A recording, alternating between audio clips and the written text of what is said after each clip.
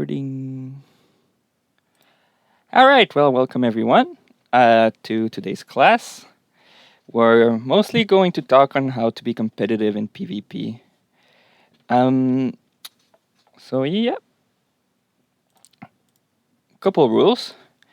If you have background noise or shitty mic or whatever, push to talk. If you have a question, please wait until I ask if people have questions. There's a little section every now and then for that. The only exception I'll make is like for acronyms or stuff like that. Like if I say LRMs and you have no clue what I'm talking about, then either write in the chat or ask me. You don't need to wait because just make your comprehension worse. If you laugh at my joke, well, mention it or laugh because I see that everyone is muted now, and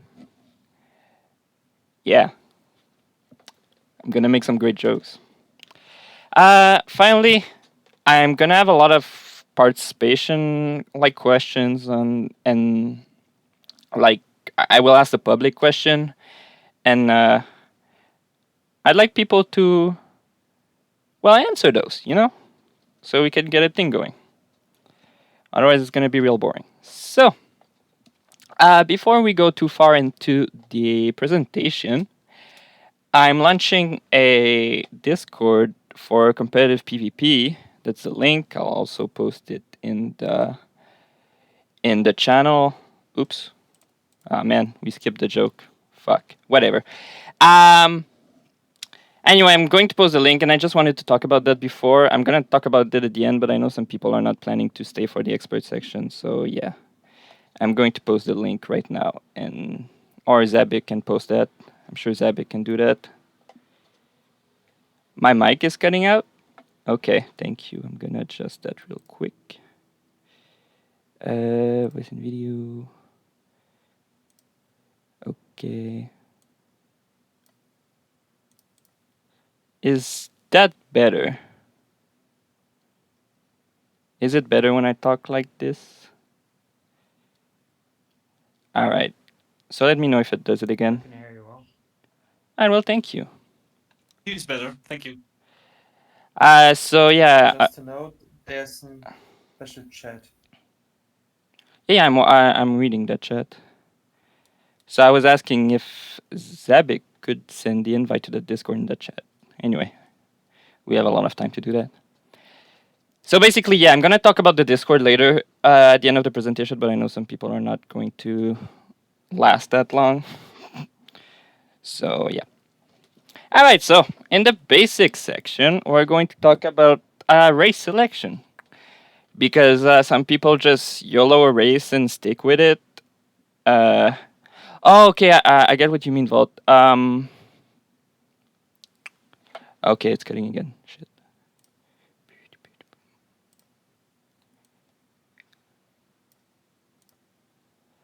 There's text channel right above this voice channel in the list. And a lot of people are chatting there, and it's all about the presentation. So And if you have some question and are too shy to talk, or your English isn't that good. All right. So I was saying race selection. Some people just YOLO a race that doesn't fit their playstyle at all. So we're gonna talk a little about that. And not all races are created equal. In Sin's universe, of course. We're gonna talk about the difference between AIs and players because a lot of people are coming from only playing with AI, and you're gonna quickly see that it doesn't work the same at all versus real players. We're gonna talk a little about fleet composition, a little bit about economy, and we're going to talk about when to build economy or when to make fleet. All right, let's get going. Next. All right, so here's a line from aggressive to defensive, and those are the race I recommend in 1v1. So if you like to take control of the game and win with a decisive push, I'd go with Tech Rebel. If you like to have a lot of options I'll go with Advent Loyalist. And if you like to turtle up and make your opponent rage quit, I'd go with Tech Loyalist. Now, in team games, two other races are viable, and it's Vassery Royalist and Vassery Rebel. I definitely wouldn't play those in 1v1 because they're very not balanced for 1v1 and you're just gonna die. So yeah, in team game, Vassery Loyalist is more like, okay, I'm gonna win the game by myself. And Vassery Rebel is more like, I'm gonna make everyone on my team win. And finally, if you're the type of person that really likes challenge and that wants to play the most garbage race where the game has you covered, you can play Advent Rebel. It's the weakest race by far. It's so much weaker than Advent Loyalists, and they're usually not a point of playing it until you want to troll. It's a good trolling race. If you want more details why Advent Rebels suck, I can go about this in the questions. Alright, so difference between AI and players. First off, let's go over micro. A player will try to save their cap ship. A good player will not lose their cap ship, so you can't just snipe that. A player will try to mitigate your abilities.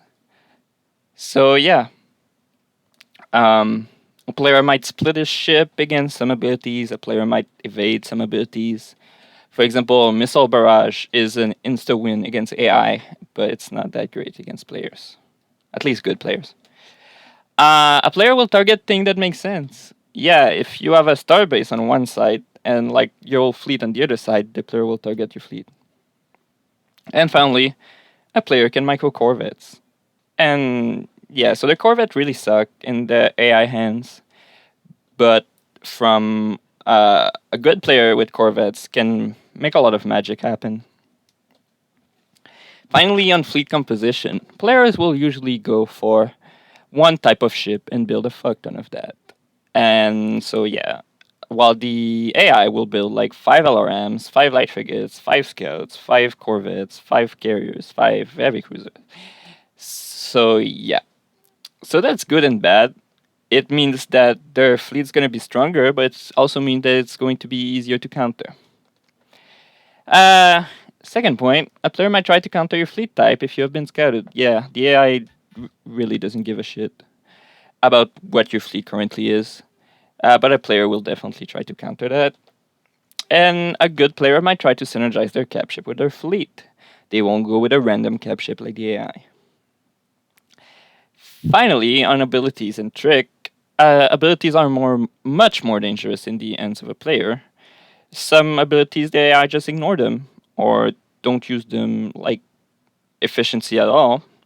So some cap ship you might not be aware of will be a lot more dangerous in PvP.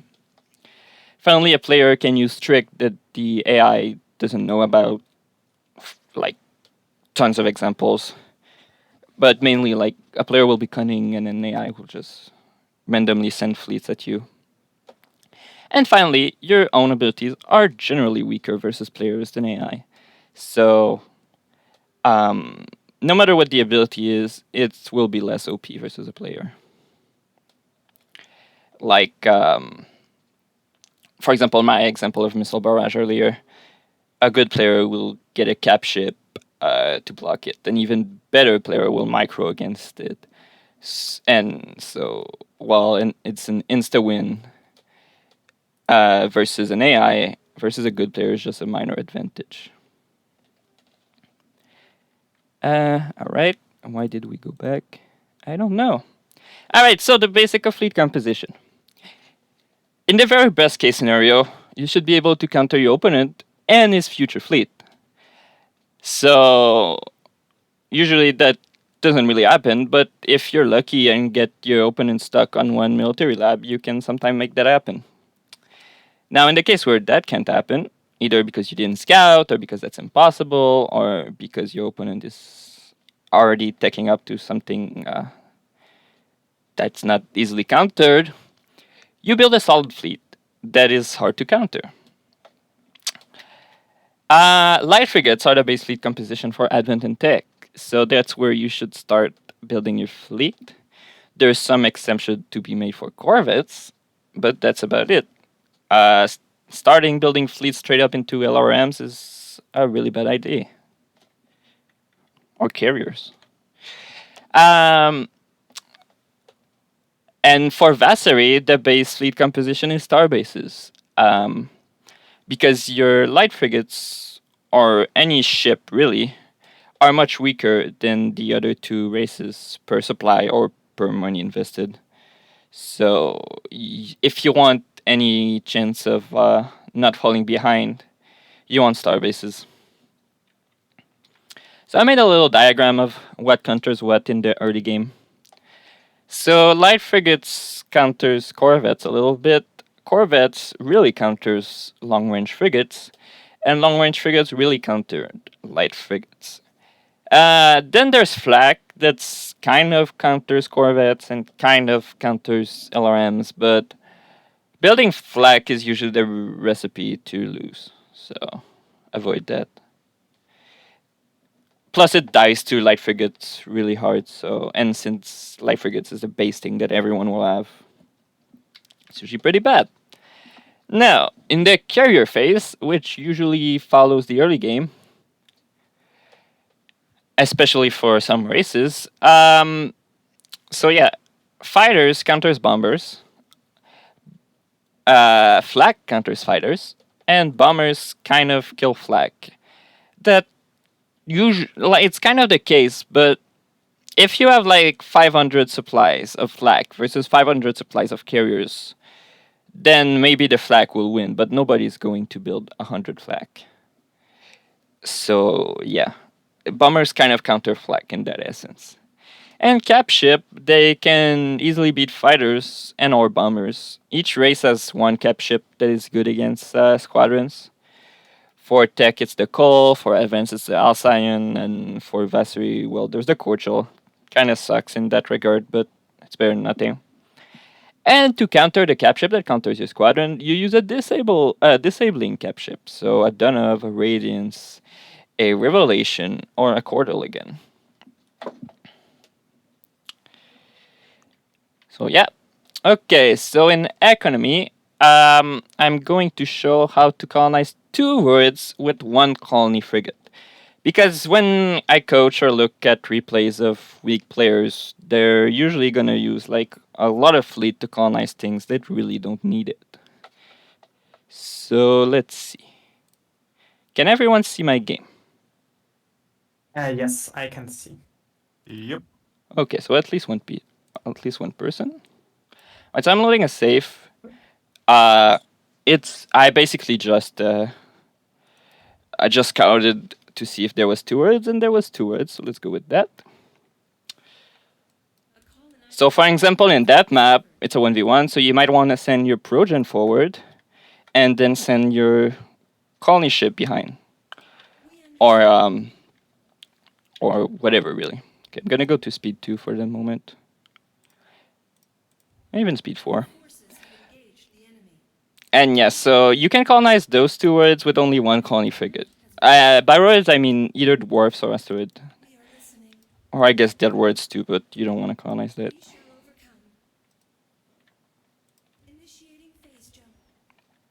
Okay, let's slow down. So basically you go on the straightest path to colonize. And then you go on the straightest path to jump out.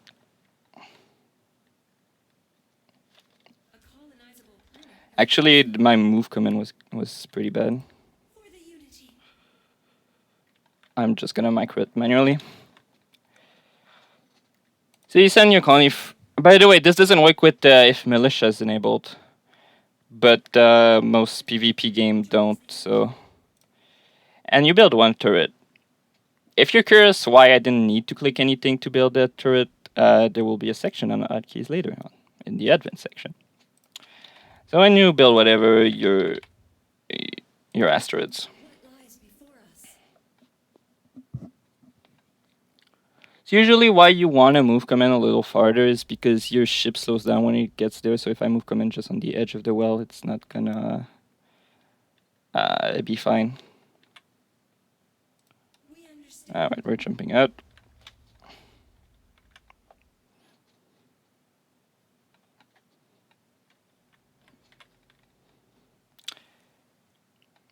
Another thing you could have done to make this safer. By the way, Advent is the one that has the most trouble doing that. So that's why I used it with Advent. What I was saying is that you can use a scout to bait like the militia here to make this even more consistent.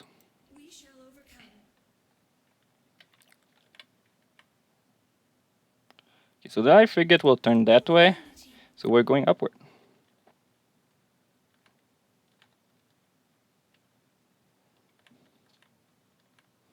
By the way, I'm playing on fastest setting, and if you're not playing on that, I have no clue if it works or not. It works on any speed because you just need to place the turret. Ships will place somewhat slower, so your colony frigate will not be able to colonize as many planets, but it will be able to colonize like at least 2 roids. Just won't be able to skip to next planet if there's a lot of militia or something, because DPS is not slowed or increased in speed by game settings, but the speed of ships is. Okay, what I wasn't sure about was antimatter regenerating speed. It's the same. Okay, so basically what you can see here is that light frigates can shoot at my colony frigate. We're gonna slow down actually, so that we don't overpass him. To slow down, you press stop, or you press your alt key for stop. So basically, with good micro, you can absolutely take 0 damage from that. With bad micro, you can still take little damage and still be able to colonize too. But if you micro well, you can basically colonize infinite amount of words in a row. Now, obviously, I'm not multitasking at the same time, so my micro is a lot better than if I was. But the point still stands. If you're not going to be 100% focused, you can just do some shit like that, and your word will survive. Your colony frigate will survive 2 words. Might not be able to do a third though. So here I messed up. So we're gonna take a little bit of damage, but it's negligible. So like at the same time, you would send your approach and colonizing the rest and fighting your opponent. So yeah, with good micro against militia, you take 0 damage, and that's a pretty. It's a pretty constant thing in the game. If it's not a player that's against you, you can often take 0 damage by just abusing the AI.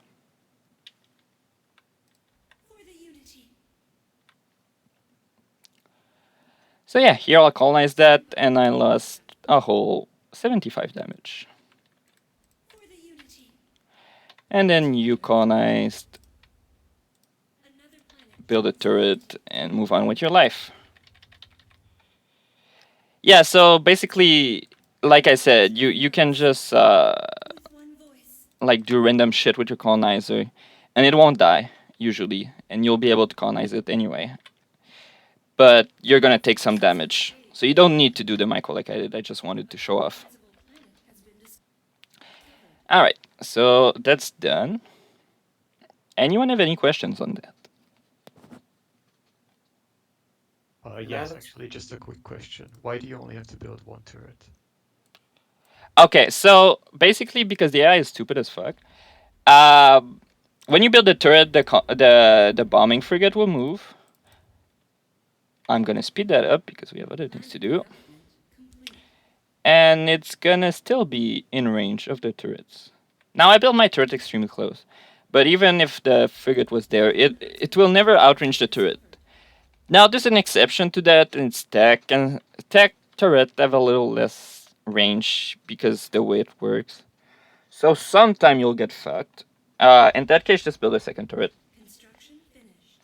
Oh, cool, thanks. Yeah, But but it's like 99% of the cases you don't need a second turret. So just like a rule of thumb, what mathematico says stands. yeah, it's well, if you place your turret a little on the side for Advent or Vassal, you're gonna be fine. But if you place it a little bit on the side and you get bad luck with tech, then yeah. All right, I'm gonna put another demonstration, and it's how to colonize with like corvettes. So let's It's load. an incredibly cursed phase lane on that map there. All right, so let's build corvettes, and we're going to need the 2 civic lab to colonize the greenhouse. So I'm gonna go colonize that. Okay, so I'll do it with like 8 corvettes or something like that. Is it time? What lies before us? A colonizable Okay, planet 10. has been discovered. Destiny unfolds. I'll just colonize that real quick to build my labs. Well, I could do it on the homeworld actually. Has been discovered. Another planet joins the Unity. So this is how to colonize with Desecrators assault our only corvettes. It's the exact same principle with scouts. So opening a portal to space. As we so basically, we are one. all right. I'm scared that they're running after the scout. No, okay, they're going after the corvette. Sense you. Fuck. We're prepared. Okay, I'm gonna slow down because on 4 times speed I might fuck up. So basically, you just do that, and with the other corvettes, you killed all the LRMs and all the planet bombers. And your corvettes are going to take absolutely 0 damage. What do you desire? I mean, beside that one, because I fucked up a little. What do you desire? But yeah, basically you can... And once everything is dead, and your research is finishing, What lies before us? We understand. We sense you. you can send your colony frigate in. Path shall be clear. We'll send those on the ice to do the same thing. We're prepared for anything. Just to show a second time. What lies So you colonize that. Pretty bad planet, but unrelated. What do you desire? The path shall be clear. The ice is also bad. We sense you. So you send 1 corvette forward, you make it do circles, and then you send the rest of your corvettes. Okay, actually that turret doesn't need to be there at all. We shall overcome. And so you build 1 turrets for almost any number of fleet without heavy cruisers. Knowledge acquired. If there are heavy cruisers, then you need to build usually 1 turret per like 1.5 heavy cruisers, and you round up. A colonizable planet. And I fucked up on that one because... For the Unity. Okay, which one is our initial corvettes? We lost it. We are one. As we Alright, so in this case you fucked up, but it doesn't really matter because the example was shown for the greenhouse. A colonizable planet has been discovered. So yeah, basically 1 turret basic, then 1.5 extra corvettes per heavy cruiser. We sense So if there's 1 heavy cruisers, you build 2 turrets. If there's 2 heavy cruisers, you build 3 turrets. And if there's 3 heavy cruisers, you only build 3 turrets. you shall be clear. And I never see no more than that. Alright, any questions?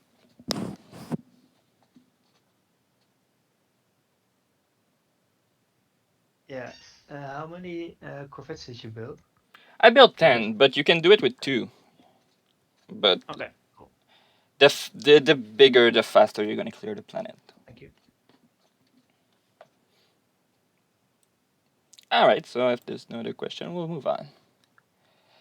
Oh yeah, we did the second demonstration as well. With scouts, it's the exact same principle. You make 1 scout run in circle, and then you... Oh, but with scouts, you need to leave your scout on auto attack or target attack, because otherwise they will just not do anything. Scouts spawn with auto attack turn off by default. Alright, so economy. The couple of things to keep in mind. Culture gives you 10% allegiance on all your planets. So, okay, but what does allegiance do? So allegiance is a direct factor in your mining and tax income. It doesn't affect trade ports. So basically, on let's say your homeworld makes 18 credit per second. If you get a culture hub, you're gonna go to 110% allegiance. So you're going to get like 19.8 or something like that credit per second. So it's 10%, and it's an addition. It's a sum. I mean, so 10% on your own world is just 10%, but 10% on a colony really far away that's at like 25%, then it gets to 35. So you increase your income by a 2/5 factor, which is pretty big. There's a couple of ways to increase your allegiance further than culture. For example, Advent, the star base can give an extra 30%. There's there's one technology that gives 10% in at the end of Advent. Diplomacy Tech, Advent Loyalist has 10% for global unity, and Advent get 5% from PAX. And people that do PAX with Advent, of course. So that's one thing to consider. So if you're going for mining or tax income, get culture as soon as possible. If you're going for trade income, then culture is less important. But nonetheless, your own world starts with a lot of income, so you still want to culture that. And so yeah, trade ports, the way they work is the more trade ports you have in the... Man, I don't know how to describe that, like the shortest, longest path. You get extra credit per second. The longer, the shortest path between the most amount of trade ports you have. I really don't know how to describe that, but it's intuitive. If you play around with trade ports, you'll understand very fast how the trade line works. So I would like to add at this point, if you don't mind, Math. yeah, Can I? yeah. So with the trade ports, you can always hover your mouse over your credit income and it will show you the line. And this way, it's very intuitive. You will understand what is the shortest, longest path. Just hover a few times over your mouse of the credits and you will get a feeling for it. Oh yeah. So yeah, to see your trade lines over your credit. All right, neutrals. Those are those basically mean the neutral extractors. So the one you see on gas giants, on dead asteroid field, stuff like that. They give a lot of income. So and the income isn't affected by allegiance and stuff like that. So it's already at full income, even if it's really far from your home world. Well, your capital. And it's really important. Often having 10% more income from your neutral means you have 10% more ship, and it means you're gonna absolutely destroy your enemy, because that's how fight works in Sins, at least until you get very good. All right, the tech tree. So people are like, okay, so if I want to go trade port, I'm gonna stop at 2 labs for tech and then start my trade ports. But mining is really good, and you already start the game with mining and population. So you should increase that usually before going for trade ports. So you don't stop at 2 labs. Usually each race has a number of labs that it's usually optimal to stop at. For example, tech will stop around 3. Vasari, it really depends on what you're going for. And if you're playing Rebel or Loyalists, because Loyalists will definitely stop at 4 because of the capship income. And for Advent, for example, Advent Loyalists usually stop at 5 because you get Global Unity, which gives you culture for free on every planet, plus an extra 10% allegiance. So basically, what I'm saying here is, and there's also so basically there's the mining techs to, so you get culture and the mining tech, and then you go into trade port. And that's a usually pretty good rule for every race and almost every situation. So yeah, play around with it, and you're going to see that the resources extraction tech are really good, even if they're usually ignored by a lot of people. People always focus on credit, but also the bigger the game you're playing in, the more the resources are worth, and that's where black markets come from. Basically, on black market, if you're the only one doing it, you can sell your resources at twice the price, but you have to wait for someone to buy it. And believe me when I say almost nobody does the black market, because I play 5S every day, and almost every single time I'm uncontested in it. So it'd be like, okay, well, that's not a big of a deal. I rarely sell resources. Well, think about it. If you sell 200 crystal to the black market at like 6 credit instead of 3 credit, then you made 600 credit. And 600 credit is a little 2 extra Corvettes, for example. Or whatever else you want to invest in. So I'm going to show real quick how to use the black market. Yeah, you have to wait until someone buys, and that's where the bigger the game, the more they're worded from, because in a 5v5, there's very likely that your crystal are going to be bought almost instantly. The metal is usually takes longer to sell because you don't need as much metal, and it's much more common in. Oh, the AI buys a lot, especially if you play versus like Vicious or whatever. It's buying like nonstop. So I'm gonna open the save again. The AI doesn't sell on the black market, by the way, so you also go on there. So basically here you can see the price of which you're selling that. At 50%, it's almost the same price as well, not always, that's selling normally, but yeah. So if you put it to 100%, then you can sell it a lot higher. For example, here I'd get for 70 something, and if I sell normally, I'll get around 200 something. So it's a lot different. And so when someone, in that case the AI, would buy crystal, then I would get the income. Until then, it's safely stored in your black market.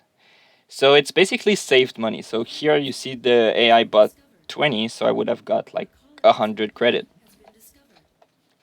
Same thing with metal. Metal is usually less critical unless someone is really spamming light frigates. Not a lot of people are buying metal. Because if you look at planets, like usually you have 2 metal on your words. So yeah, here on those 3 words we have 5 metal, well 5.3 metal versus 1 crystal. And on your model you already have 2 metal. So you have 7 metal for 2 crystals. So crystals are a lot more valuable. So that's also something to consider in mind. That ice planet with 3 words versus that volcano with 3 words, the ice might be better. Like, a lot better. So yeah, crystal are worth more, and use the black market. And also with tech, you know that saving money, tech when buying is around here. You can basically make infinite money with that. Because the money you buy is cheaper than the money you would sell at the black market. I mean, not the money, the metal or crystal. All right. Well, any question before I leave the game? Yeah, I have some. Go. If you sell on the black market for twice the price, why would someone else buy it for that number? Okay, so when you buy in the game, you always buy at the full price, basically. Okay, so you sell it for that 5.1 at this moment, Yeah, but you buy it for what's in the top right. well, 5.1. So I'm not gonna buy my own crystal. But even if nobody is selling at 5.1, then it's still gonna. If you want to buy crystal, it's still gonna be at that price.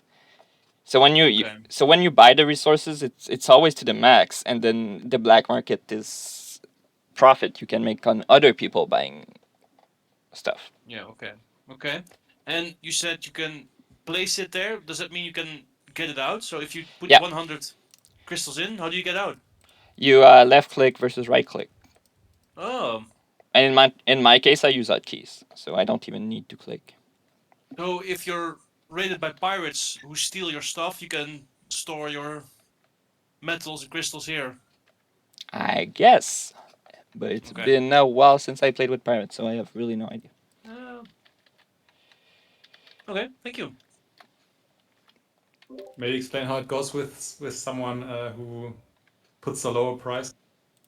All right, so if someone, let's say, we're playing 4-player games, because in a 2-player games that's just stupid. But let's say we're playing a 4-player games, and someone puts it at 98, then their stuff is going to be sold before mine. So the way it works is that you're always opening that screen to see if you're still the top seller. So basically, when you have the star, that means you're the one that's going to be bought next. So in my case, in a game, I spam my black market hotkey and I check if I'm still the first. If I'm not, I decrease the price. By the way, to decrease or increase the price, it's left or right click on that one. And there's some weird people that just puts it at like 30% just to mess with people. It's still fine for them, but like, come on. Like, basically, you make a profit as long as you're not at 0. If you're at 0, you might as well fucking sell from the thing, because at least you get your money instantly. Alright. No more questions? I have one question. So, if you bought metal on the market and then you've done the 2 tech researches that reduce the price, you can then sell it for more, right? As you Yep. said, it's a. Is that something that you would recommend in the middle of game? Just always buying one and keeping one on at least 100 on sale. Then. I mean, when you play versus like vicious AI, like in my game where I played versus 9 vicious AI, they buy the stuff instantly. So like you just make infinite money. Goes really quickly. But in a normal game, your money. But in a normal game, yeah, always keep like a couple hundred there. But that's only worded if you stay around like 90%. If you go lower than 90%, then you'll start losing money. So if someone else is fighting you for the black market, then that doesn't work anymore.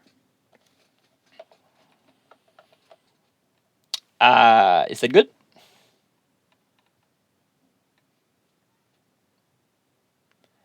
All right, let's move on to the presentation. Now this time I'm just going to minimize. All right, we went back in time. Okay, so I talked about the black market and the tech trees. Okay, so echo versus sleep. So sometimes you want more economy, sometimes you want a bigger fleet. So how do you decide?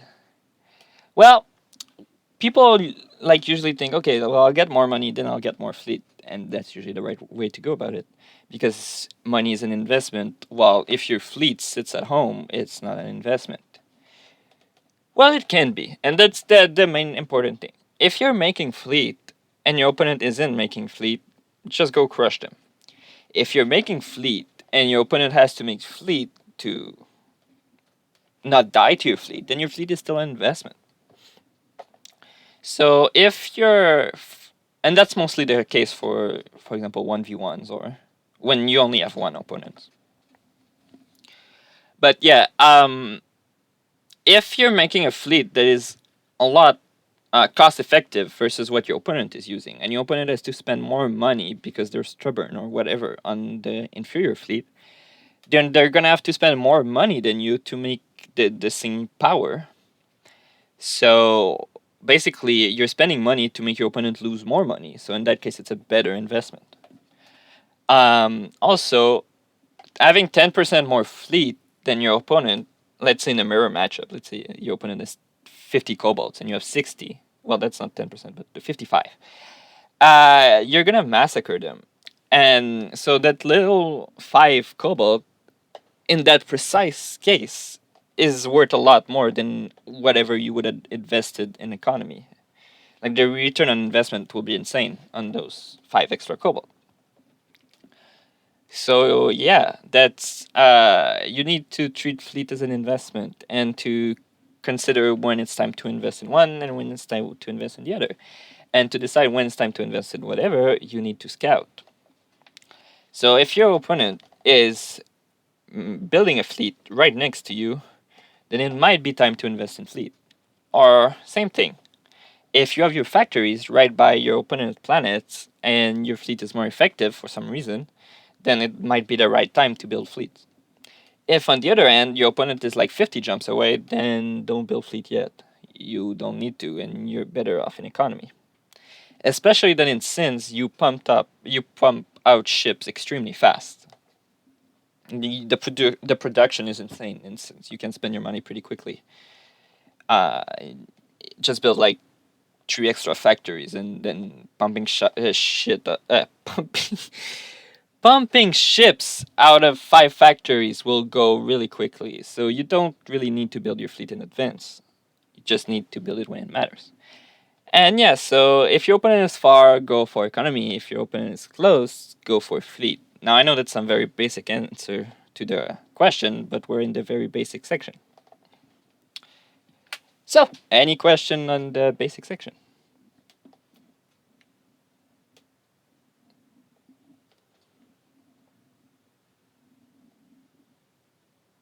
I see some people unmuting but not talking, so don't be too shy. We're here to learn. Are certain economy upgrades not worth investing in or not efficient enough to be worth spending the resources on? Okay, yes. I talk a bit more in the next section, but I'll go over it real quick. Some things are really inefficient, and it's not because it's in the game that you should go for it. For example, each mining tech is worse than the one before it. So the one going from like 33 to 40 metal is a fuck lot more expensive, takes a lot more time, and it's less of a direct multiplier to your income. So that's one way to consider it. Also, things like population on bad planets are really bad upgrades to go for and really not efficient. So, for example, upgrading population on dwarf is like the last thing you do, and still a lot better than upgrading social on like volcanoes or stuff like that. So yeah, it's not because it's in the game that it's worth it. And tons of stuff are there's a pretty good order of what things are worth it first. Now you can either figure that out yourself, or Zebik put out some guides for I think tech and Vasari on the order of how quickly each tech pays off. I don't think there's a whole lot on Advent, but yeah. But otherwise, take out your calculator and calculate it yourself. How much does the tech cost? Then you add the research time, and then you compare to how much more income it would give you, and that's how much time it takes to pay off. Was that a If satisfying math answer? allows, Yes. can I say a few words? Yes. So that was a really deep explanation. If that was too hard to memorize from this lesson at the beginning, you can just learn that like in the first tier, like from first, second, and third tier in your technology, are always worth investing. Like it's not entirely true, but that's like the basic picture. And you also should never get the technology for extra population except for the Terran planets. So if you see in your technology tree like a tech which gives extra 15% population on a barren planet or on a greenhouse or on an oceanic planet, it's actually waste of money. Not only because return of investment there is bad, it's also because the technology, the game engine treats those extra percentage based on the normal population cap and not the one you get from social specialization. So if a barren planet has max 100 population from its normal population, extra 15% would be just plus 15 population, which is less than 1 credit per second. So overall, you do not need any of the population upgrades from technology tree. Yeah, that's a pretty good way to put it. What about desert planets for Advent? Is the return that bait even for that? It's not that bad, but there's usually a lot of things to go before that. And you have to keep something in mind is that you can often always colonize more planets. Um, and colonizing planets have diminishing return on investment because the farther you are, the less allegiance you have, basically. So that's one thing to consider in mind. If some technology are worth uh, a lot more, then you get those, then you colonize a little, then you get the one that's are worth a little less, then you colonize a little, then you get the one. And if you're like if everyone has colonized every planet, then you should be fighting it out. It's rare that when everyone colonized everything that you'll just sit in your corner and start getting trade ports. Or at least in a smaller capacity. But yeah, population on desert is medium. Wait, go ahead. Just asking because the Terran population upgrades for Advent are even locked behind at least one level of the first desert planet population thingy. Yeah, well, it's not that bad, but it's not because on desert you get 3 normal. I think it stops at like 140, something like that. So the extra 20 is like couple credit per second, especially at max allegiance. Because basically on desert planet for Advent you're gonna spam trade ports with resources extraction there, and max your allegiance. So since your allegiance is already maxed, it's kind of worth it. But otherwise, like no. Okay. All right. Any more questions? By the way, a lot of more people joined. We're at 16 at the moment. So that's nice. It's having a bigger success than I expected. All right, well, we'll move on if there's no questions. So, in the Advent section, we're going to talk about control groups because they're really good and that's how you get faster. And while Sins is not StarCraft, it still benefits a lot from being faster. We're going to talk about hotkeys because they serve the same purpose as control groups. We're going to talk about fleet composition in a lot more advanced manner than LRM speed light frigates. And we're also going to talk about capital ship synergy with your fleet. We're going to talk about how to scout well and what to look for when you scout. And finally, not finally, we're going to talk about how to convert your advantages into win. Because you don't want to stall until like the other player catch up, and then yeah. We're also going to talk about how to read the map to decide what to go for. And finally, I'll talk about the law of healing and like DPS versus health, what is more important and how does it work. So, control group. In the base game, to create a control group, it's control plus a number. So basically, oops. So basically, if you want to put something on a control group, like a planet, you press Control 1. And then when you press 1, it will automatically do the exact same thing as if you click that planet without having to move your mouse, move your screen, or zoom, no matter how far away you are from that planet. So let's say you control group your production. Then you can keep looking at the fight while also building ship in the back that will come to help you in the fight. So that's especially important for fights that you need to micro or abilities that you need to dodge or stuff like that. So that's the most important things to remember about control groups. It's to hotkey your production, and that's also like where most of 5S players stop. They hotkey their production, and that's it. Now another thing to hotkey is your cap ship, and that's also really useful, especially with combination with hotkeys. So I'll go about it a bit later.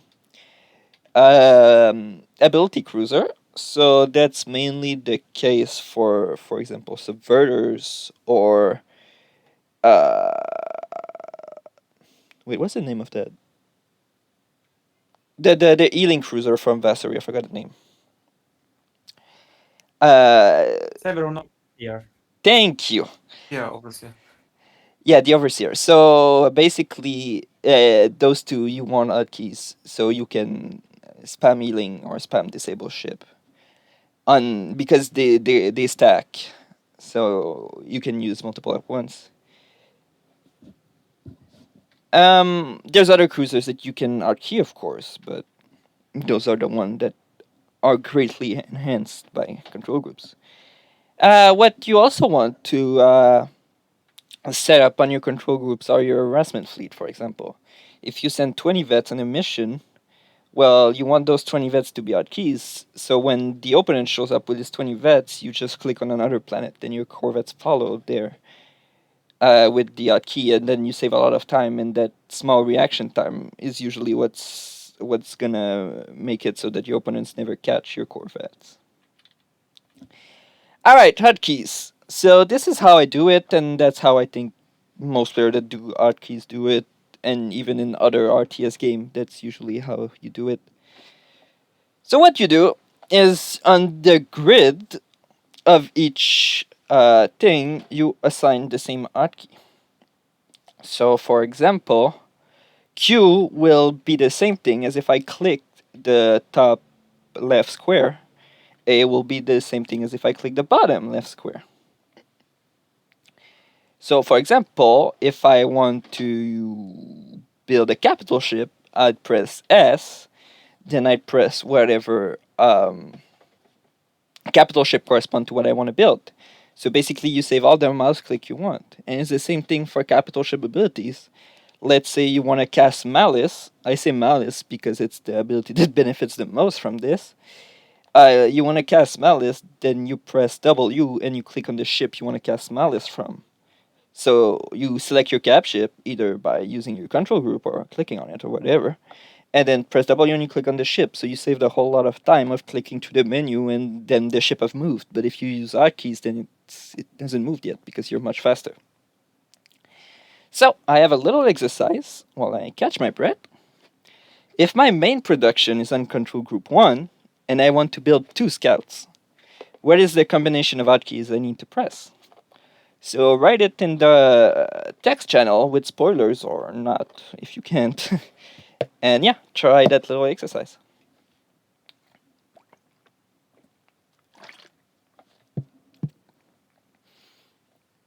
It's 4 keys, by the way, for a hint. You need to press 4 hotkeys in a row.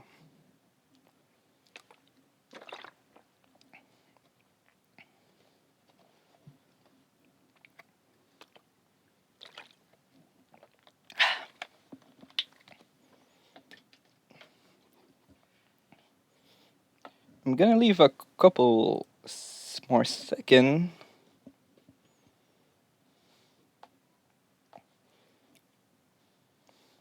Alright, well, most player got it, so that's nice. So either you guys understood my explanation or you had experience with RTS before. So that's great. And so yeah, the answer was 1DQQ. So 1 to select your production, D to open the frigate panel, and QQ to build 2 scouts. So for example, in a fight, you would press 1D and then you spam W to build more light frigates while you're also microing your army, for example, or corvettes, so you press S.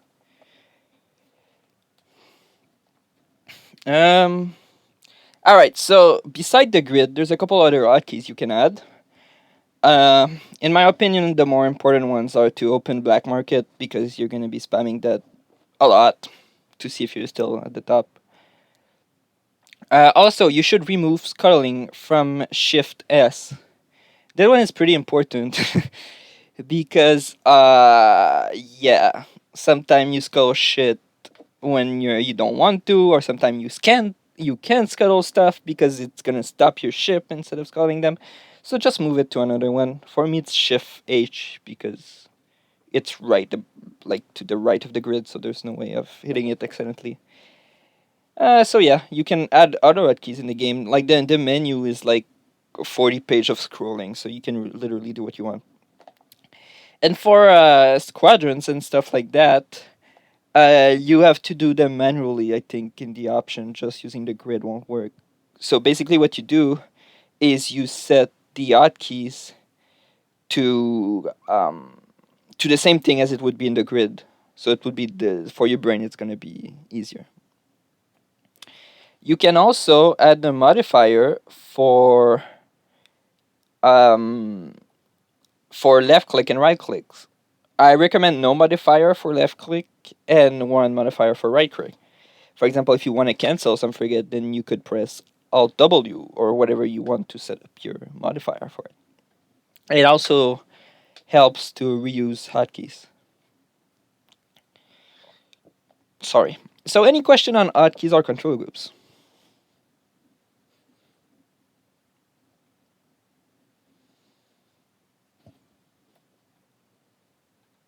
Yeah, I got a question. There is this fleet option where you can, yeah, where they get the symbol on the ships, and it's basically the same as a control group. But should you use it? The answer is yes, but the how is not something I can answer because I don't personally use it. But basically, the advantage of the fleet one is that you can make your ship how to join your fleet. Well, you can do that with control groups. So, but I usually don't hotkey my main fleet. For example, I won't hotkey my light frigates that I'm fighting with. So, in that case, it doesn't really matter. And like my harassment fleet, I don't want auto join on that because you're gonna have a trail of ship following everywhere. But yeah, so kind of, but kind of not, because most of the things you're gonna have at keys are your cap ship, and for that the fleet, it's not really the point. Oh yeah, by the way, while we're on that, I could elaborate a few positive points of using fleet. Go ahead. Yeah. So with a fleet, you have the advantage. It's like for lazier people, because I do not use fleets much myself. However, it's sometimes useful. Like a person who doesn't use fleets, he will set a rally point to his capital ship, or he will set a rally point somewhere in a planned gravity well, and he will need to micro those ships all of the time. But if you have a fleet, you can set the rally point, so all of the new ships built will go to your fleet directly. So even if you lose your capital ship, for example, your rally point will not get instantly deleted, and your ships will not be lost in space, and you will not have to gather them one by one.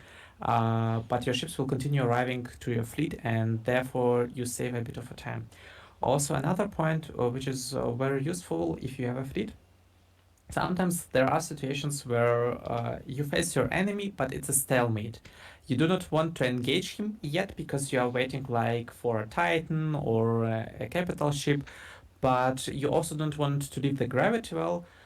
Maybe you are just annoying him, or maybe you don't want to leave the gravity well because he has a starbase and your ships will be damaged if you jump out. So you want your fleet to have. You can yeah, set in your fleet settings that your ships stand their ground, so they do not engage anything in the gravity well. And if you set your entire fleet with this fleet command, all of the new ships which arrive will automatically have this stand ground command, and you will not have to press on each ship manually and tell them their behavior. So yeah, I didn't know about the fleet behavior, so that is something useful to know. Oh yeah, any more questions on that? Oh yeah, I wanted to talk about something. My bad, sorry.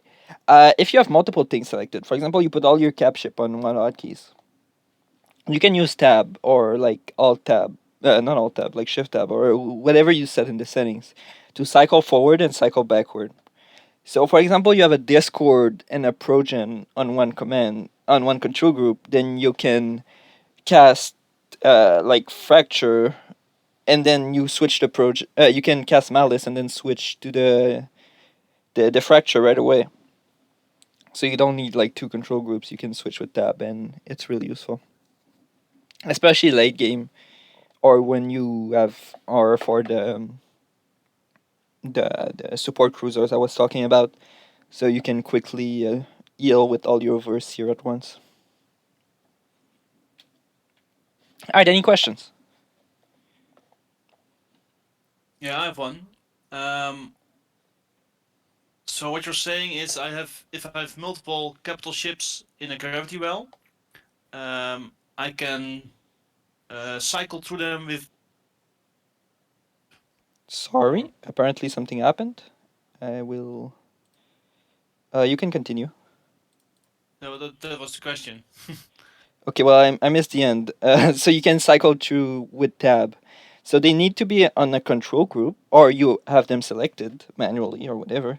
Then you press tab, Yeah. and it cycles through everything in that control group. Oh. So that's usually why you put, for example, Okay. your most important capital ship on one control group, and the rest of them on the other one. Or for example, all your disable on one. For example, all your Dunov or all your Revelation cruisers are on different hotkeys, so you can cycle through and disable everything at once. By the way, is the stream back? No. Yeah. Yeah. Yep, it's back. Okay, I have no clue why it disconnected. You might have to click watch stream again if since everyone got kicked out. I see that we lost 2 person.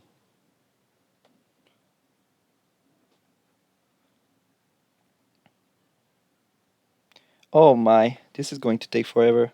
We're at 1 hour. The file on YouTube will be insane. Okay, whatever. All right, well, I'm gonna move on if there's no other question. Otherwise, you can. I might have one. Okay, if you shoot. have time for it. Is it useful, or better, is there a useful way to preemptively split or split using hotkeys to deny area of effect from your enemy?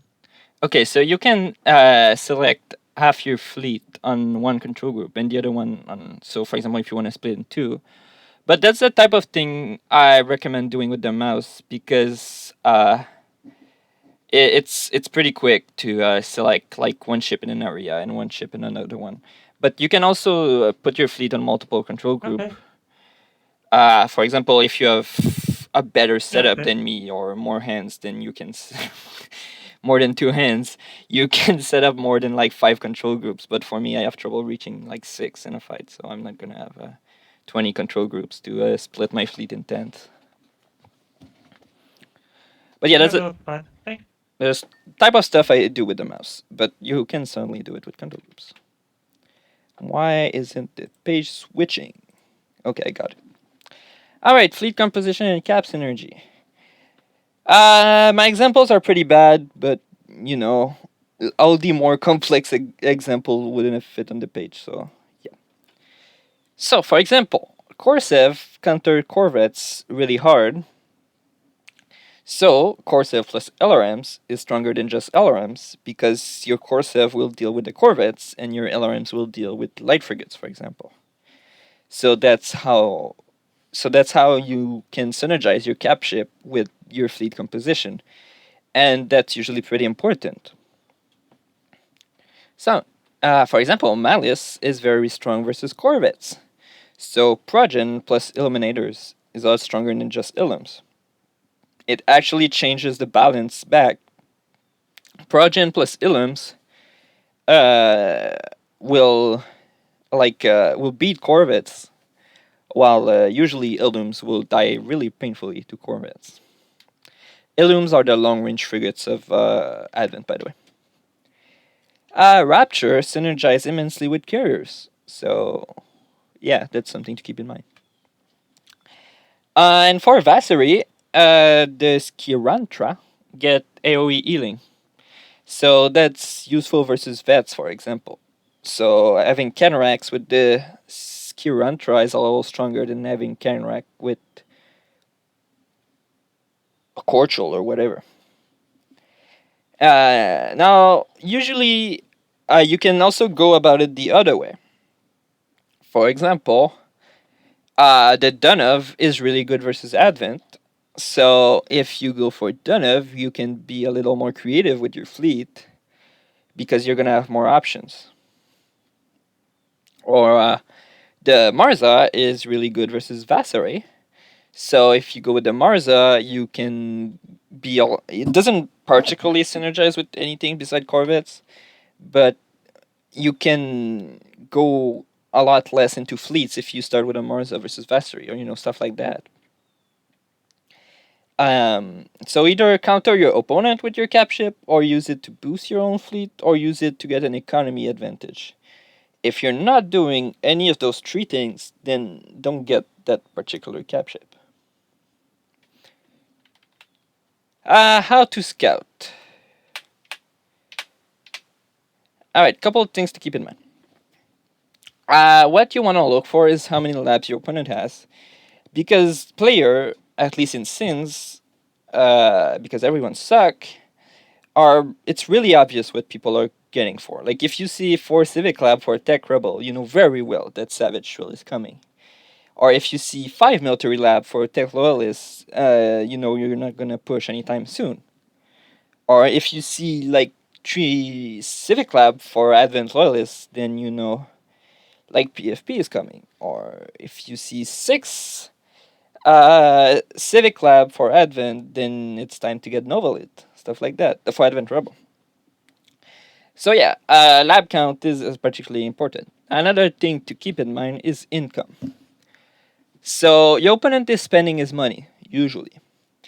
So if you see less stuff than you should see, then that means there's some stuff being spent that you can't see. So if, for example, it's a mirror matchup and both people have about the same income and you have 50 light frigates and your opponent has 30, then either he really sucks or he's investing into something you haven't scouted or something like that. So there might be 30 LRMs waiting for you somewhere else. So that's something to keep in mind. If the income doesn't match what your opponent has at the moment, then figure out where that money went. That's one advice also to keep in mind for really weak players, is that money will just disappear out of thin air, and it doesn't mean they have anything hidden. They're just really bad. Fleet position, where their fleet are, where their reinforcement are, and usually where their hot points. I've been talking for so long, I have trouble. Man, the rally points, yeah. So where the rally points is. All of those things are usually easy to figure out while scouting, and they're pretty important for your own fleet position and your own rally points. Finally, are they building factories, and where are their factories? Because the ship in transit are not fighting. So that's one thing to keep in mind. So even if they have 60 light frigates and you have 55, if there's 15 light frigates in transit, then you're going to win that fight. And finally, did they upgrade plant HP? Are they building defenses at some spot? Stuff like that. Because those limits your option. They cost money for them, but they limit your option. So that's...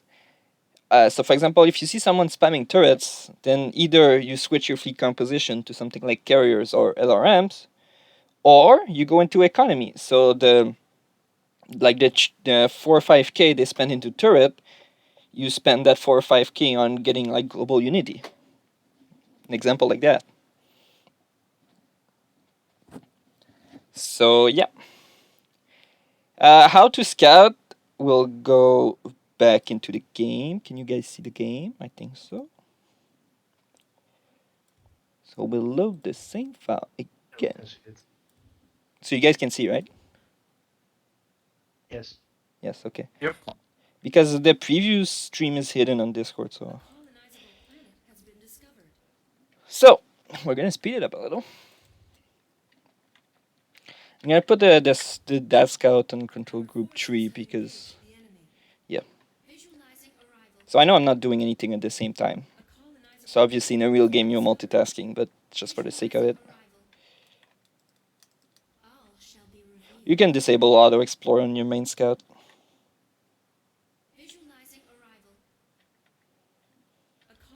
Alright, so here we scout some fleet and it's not colonized.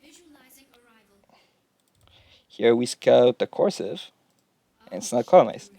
So you don't need to zoom in, and we lost the scout, so that's great. Is it time? Build another one. I seek knowledge. My path is clear. We're actually gonna build like a fleet of scout too. I seek knowledge. All shall be revealed. Guide me. Alright, so. What needs revealing? So yeah, basically you can look on the right to see what your opponent fleet has, while staying on the world map, and that's usually pretty important. So you can scout a lot of things at the same time without having to zoom and see. Okay, there's 3 LRMs, so Visualizing arrival. you can just look on the Visualizing arrival. on the right. Alright, so for example here you can see he has. Oh yeah, on the bottom it's a neutral ship, like constructors or. Well, basically constructors and structures. Visualizing arrival. So yeah, I can zoom and see, okay, he has 2 factories or whatever.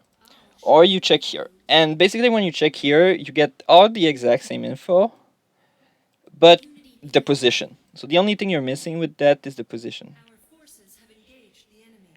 And you can also check to see the number of stuff at once. You can also just put your mouse on the thing, and it will give you all the income information you need. So population, do they have the asteroids? Are they mining? You know, stuff like that. All shall be revealed. All right, and basically what you want to do to scout efficiently versus good players, you're gonna take your scouts Guide me. and you're gonna shift click a bunch of random planets We are not. in a random ass order. All shall be revealed. So your opponent won't catch them unless they go Corvettes, and you'll get info on all of their planets every like 30-40 seconds. And so you're gonna keep shift clicking, and if at any point you want the info on one particular planet, then Unity be my guide. you select your scout and you go back there. Unity be my guide. My path is Another option that works with scouts or Corvette, let's say you want the info on one particular planet, is that you spin. clear. All shall be revealed. Unity be my guide. And yeah, unless they have Corvettes or they're really good in their micro, they won't catch them. And even if they have Corvettes, they need 2 micro to catch them. Finally, I think it's tech that Guide me. I guess Zabik can confirm, or that gets income when there's an enemy ship on their planet. It's Tesla list. Okay, it's tech loyalist. They get more tax income when there's a ship on their planet, so that's why you don't want to be spinning like that on their own world. Also, Advent and Tech get Advent get lingering presence, and Tech get the drones. I forgot the name. So basically, lingering presence, when you scout die, you get vision on the planet for a very long time. And the Tech one is basically the same thing, but the scout doesn't need to die, but it needs to reach like range within the thing, and it takes some time to come back. So those are useful, but do not rush them. It's not important to get at the start. And they're really good for one thing, is to scout without your opponent knowing easily that you're scouting. Vassery doesn't have anything for that. And finally, there's those tech. Tech has them as well, and Vassery has them too. They can see the whole map. But so basically, you see ship jumping 1 jump away from one colonization planet, and you see same thing, but for 2 jumps from a planet you colonize. Visualizing arrival. And those are usually like noobs will always get them. All shall Well, their scout is much better, but then you get to a certain point where you just ignore that tech, and then you get to a certain skill level, well, you get that tech again, because path is clear. it gets really useful, especially level 2, because your opponent doesn't know that you see them. You see their ship transitioning to the planet. And usually, what people will do is they will keep like 30 corvettes at the choke and snipe any scouts that gets there. But if, for example, they're like you're gonna see their fleet moving in a little bit faster than you would normally if they're denying scouts with corvettes or Guide me. PGI, I guess. But you can bypass PGI. But Guide me. so yeah, that tech get useful later on, but it's not something you rush. Visualize. It's really expensive. Like that's the price of like 10 scouts. How much is an advent scout? It's 200. So that's 3 scouts plus like another 2 scouts in metal and like 5 scouts in, well, 3 scouts in crystal. So it's like 8 scouts worth. So, and you get a lot more info with your 8 scouts. And the other one is a lot more expensive as well. So that's the stuff you only get when Show me the path. you absolutely need it. But it's gonna give you a small advantage that your opponent doesn't expect you to have. And, we like those. So yeah, any question on that? Oh yeah, Advent also get culture scouting that is also extremely useful. So yeah, Guide me. that's also something that people don't expect you to have. Yep. Any questions on scouting or whatever? Let's go back to the presentation. I have a question. Sure. Why would you keep scouting those 3 planets? Because you I want mean, yeah. they're gonna build labs at some moment, right? Like and you like when I said what things to look for, lab count is the most important one. Well, I guess fleet is the first one, but whatever. So yeah, you want to see when the lab starts. So for example, when you see a Tech Rebel builds 2 Civic Lab at once, and they already had one, then they already had 2. I mean, then you know what's coming. So if you keep scouting, you'll get like a whole like 2 minutes of little info before it. And if they start building 2 Civic Lab right now, and your timing is coming up a little before it, then maybe like get your timing a little before, and then hit right before they get their really good tech. And yeah, people are usually really obvious. Like people will stop at the exact same number of labs. Well, you could stop at 1 lab higher for a little bit more money, but your opponent would be confused. But nobody does that. So yeah, there's not a whole lot of mind games in Sims. So lab count usually tells you exactly what you need to know. So yeah, you want to keep scouting over and over and over to see where their fleet are, if they're building more fleet, and are they building labs, and what type And this of is what I labs. mean because you scout those 3 planets that they have, but at least I didn't know where their fleet was. They had no fleet. It was an AI. Yeah, that was an AI. That's But I just meant to shift click every planet. You can use scouts or corvettes. Both are about the exact same. Beside that, the corvettes doesn't get the scouting abilities. That if you research that, and yeah, corvettes go almost the same speeds as scouts. So I think they're extremely similar. Just turning speed and max speeds are a little different between the two, but they both feel the same function. When you shift click every planet. Don't do that with light frigates or stuff, yeah, okay. because you're just Thanks. gonna lose them. All right, any questions?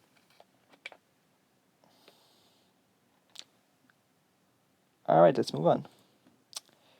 Transforming advantage into wins. All right, let's say you have a 10% income advantage in the same fleet as your opponent. So you're winning. Pretty hard, actually, but how do you make that as a win? So a couple of things to keep in mind. Going for more and more echo might seem like the good option, and it will, but you have to stop at some point because echo have diminishing returns. Eventually, you run out of good echo tech, or um, you run out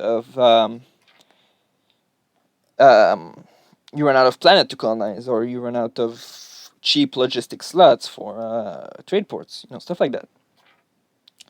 So you need to stop echo at some point. So so when you have your advantage, try to keep in mind where you're gonna stop your echo and start building your dead fleet. Fleet within a given fleet supply is more and more effective. The way fights work in Sins is that if your fleet is a little stronger, you're gonna have a big victory. So having a little bit more fleet is gonna make a big difference. So within a fleet supply, having a couple extra more ship is usually a really good investment. Alright, if you increase your fleet supply, it increases your tax. So that means it decreases your echo, and it makes your future echo investment like take longer to pay off. But it makes your fleet better, of course, because you're getting more ships. Oh yeah, so when you're winning, usually people start like getting all the tech they want, all the ship they want, and stuff like that. And because I'm winning, so why not? And that's usually what makes you lose.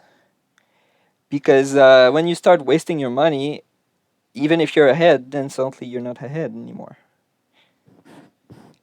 And finally, keep scouting at all time to make sure you stay ahead. Because if you start economy hard, then and your opponent just builds more fleet, then you might just lose. Alright, how to read the map. Okay, that's a stupid animation. I regret doing that. Alright, so when you start a game and you see your scout going away, couple of things to look for. You want to look for chokes. What are the chokes? The choke is a planet where there has a lot of lines and that there's no easy alternative to go through it. Colonization planets. What planet you can colonize, at what tech level, and are they good or do they have like one asteroid? And finally, like neutral special terrains and where is the pirate base? Because where the pirate base is really important to know if you're gonna go Titan or not, or if your opponent is going to go Titan or not. Alright, so I have a replay that I played yesterday, so that's convenient. Of a 5S. I think it's that one. We'll switch over to me, speed up a little, and see the map. Alright, so I'm versus Mr. Purple here. And as you can see, my map is pretty bad. But I have an ally here. And if I don't get the choke, my opponent's gonna have a huge advantage, and even if I go for a strong timing, my ally might die in the time because my opponent will control the choke. So basically what we do in that game is I tell my opponent, my ally, to come help me secure the choke and then to do whatever he wants. So since we secure the choke first, then it neutralizes my opponent map advantage of having control of the choke. And so I'll build factories there, and then I'll fight my opponent and probably win. Because if I control the choke, my map gets better. So that's one thing to consider. And time was of the essence. If we didn't control the choke, we might have lost that game. Because even if I get more fleet, like here, I'm second in fleet. I don't know how much my opponent has. A lot of it is in transit. Well, my opponent's factories aren't the best, but he's still a lot closer. So yeah, knowing where the chokes are is really important, and sometime it will decide the game. So yeah, I proceed to win that game. I kill purple, orange kill green, and I absolutely smack orange, and we win the game. So that's how it went. But if I didn't get the choke, what would have happened is that purple might have assisted orange a little while I can't push, and then green get destroyed, and then it's 2 versus me instead of me killing purple and orange killing green, and then it's 1v1 again. So that's the stuff to scout for. Also in that map, there's that neutral. That's pretty good. and sending a colony frigate there, pretty hard. But if you control the choke and you have your factories there, then that one is basically free. So that was another reason why the choke was extra important. In that map, let's look at the other players if there was anything interesting. Strength and unity. Okay, for example, green versus blue.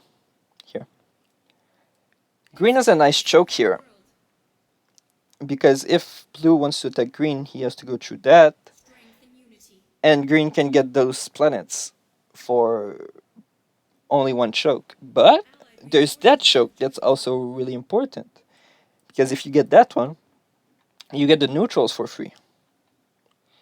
So Reinforcements have arrived. for green here, it's a decision: is he going to settle for the easy choke and invest the rest in like economy to take an edge over his opponent later, but then he needs to fight for the gas, or he try to get that choke at all cost, but then he gets the gas for free, but then he's a little bit behind because he had to colonize a greenhouse. Well, in that game, blue went for civic, so green could just have pushed, but that didn't happen because green settled for the easy choke and went for those planets. Both were fine decisions. Allied forces need our assistance. But yeah, that's how to read the map and how to make strategic decision based on that. Has been discovered. Also, green open Sova. I just noticed that. Wow. Okay. Another planet. So, any questions?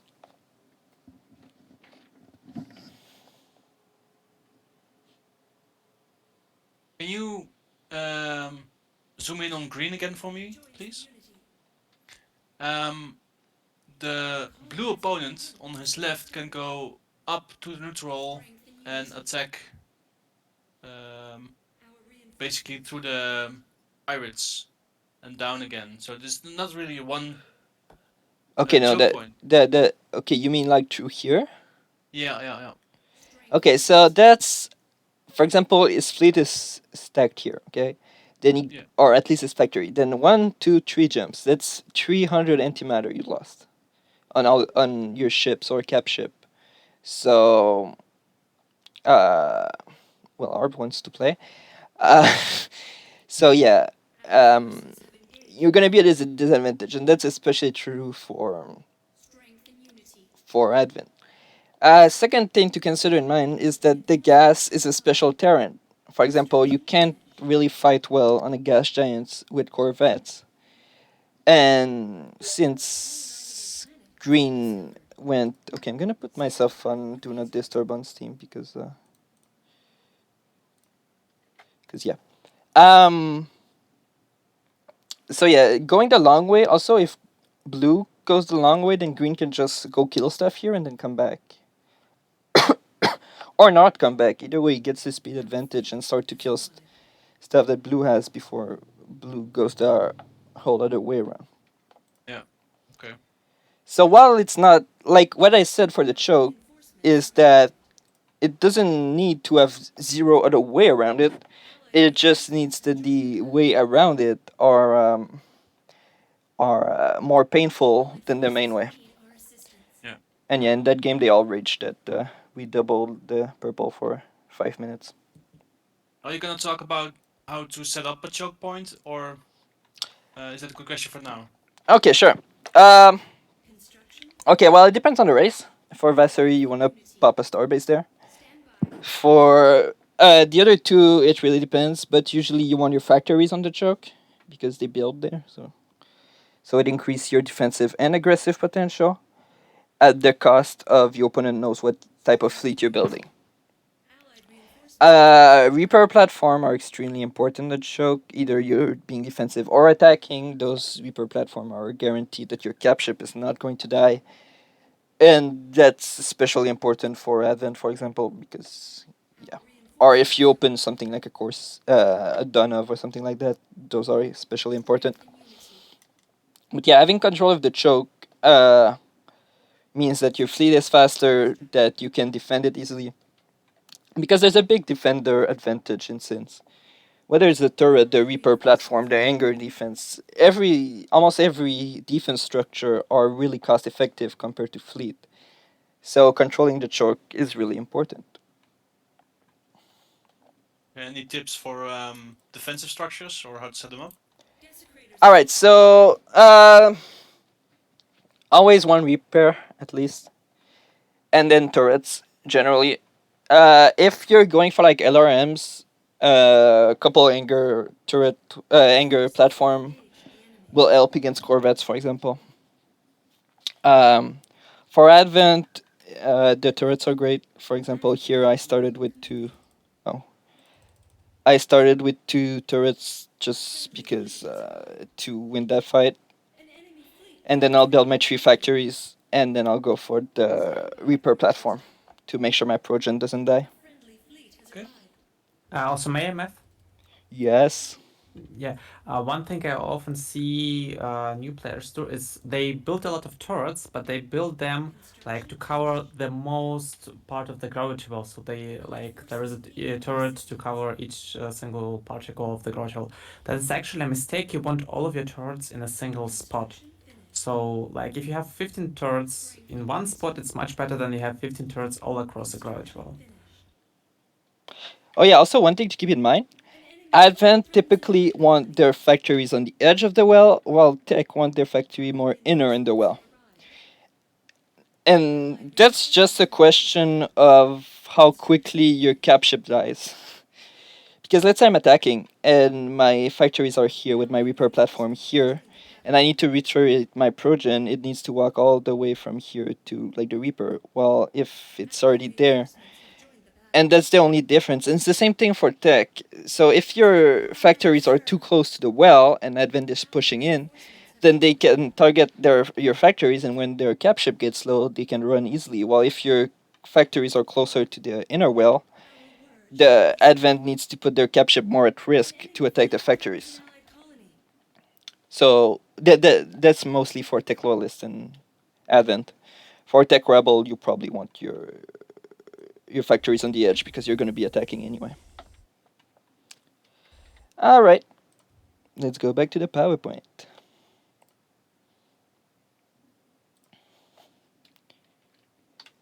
All right, law of healing. Okay, that is another stupid animation. In general, 10% more DPS or 10% more health equal 5% more ship, and that's pretty obvious. And I don't think I need to explain that much. But in a fleet versus fleet, for example, just light frigates versus light frigates, having 10% more DPS or 10% more health is about the same, and it's not 10% more ship; it's 5%. Health is a little bit better because it also increases healing, but yeah. When sniping cap ship, 10% more DPS is the same as having 10% more ship. That is also pretty obvious, I think. Now, what is less obvious is when being sniped, 10% more health and shield, but that doesn't really matter for anyone but Advent. That's like 10% to 20% less enemy ships. Like the same as if they're attacking your cap ship. Because you get healing too. So that's for cap ship and or starbase, healing is extremely important, and that's usually what will keep your cap ship alive. Finally, for starbase, healing is even more important, and it's gonna be an even bigger difference. So yeah, DPS when sniping cap ships the same as ships. When fighting fleet is half of that. Same thing for health, and when being sniped, health is even more important. Now I say health and shield because shield matters a bit for Advent because the way it's really skewed. But for things like tech cap ship, they have like 3 times more health than shield and like 5 times more effective HP in health than shield. So here the shield part doesn't really matter.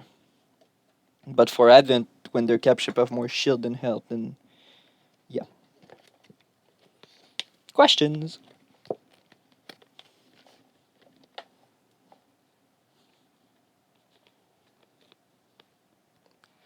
Guess not. Well, question on the whole section. Hotkeys, control group, scouting, fleet composition, and cap ship's energy, healing, stuff like that.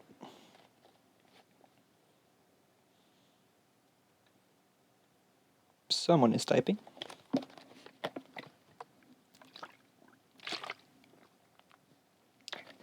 All right, well, thank you, and we'll move on to the expert section.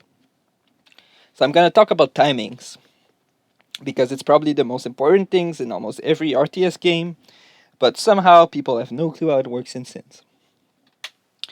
Now, how to analyze situation you normally lose. So I see a lot of people complaining about balance or stuff impossible to beat, but they usually don't even try to find a counter. How to micro capital ship. That's pretty important, especially for Advent, and yet people usually charge headfirst with their capital ship. How to consider return on investment for fleet or economy. And finally, when should you save money and where should you spend it? There's basically one school of thought that you should always spend your money nonstop to get little incremental exponential growth. But I mainly disagree with that because you don't know what your opponent is doing at all time. And in those situations, it's better to save and have a proper counter or make better decision. So let's talk about timing. Oops. So a timing is basically a plan that you execute after you waited for some times. For example, for technology or for shipbuilding or whatever. So what do you guys think is the most basic timing in Sims? What's the most basic plan that you can have to attack someone? Either insert voice chat or write in the text, something.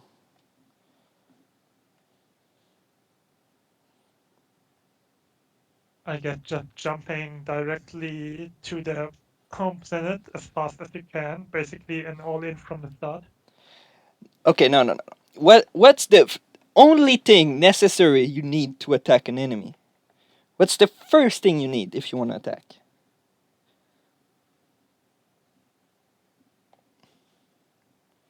There's one thing in any attack that you absolutely need. You need fleet. Yes, thank you. So the timing would be when the ship is done building. Yep, you can't attack before that. So the most basic timing is to attack when your ship or fleet is done building. Now we can work on that a little more. Um, a fleet supply, the best way to attack is when the fleet supply is full. So a timing could be when you built your last ship at the end of your fleet supply. So that's a good way to make a timing. Now, a couple others timing you can think about. For example, let's look at what I wrote in the PowerPoint. Okay.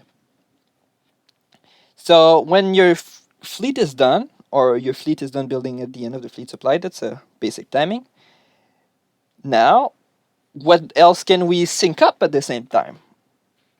What else could we sync at the same time as our fleet finishing building? I want some examples.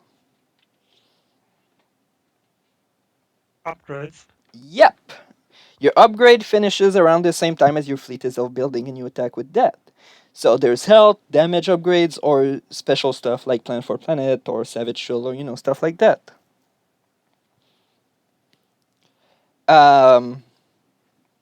So yeah, that's a good way to execute the timing when your upgrade is done. What another example of timings?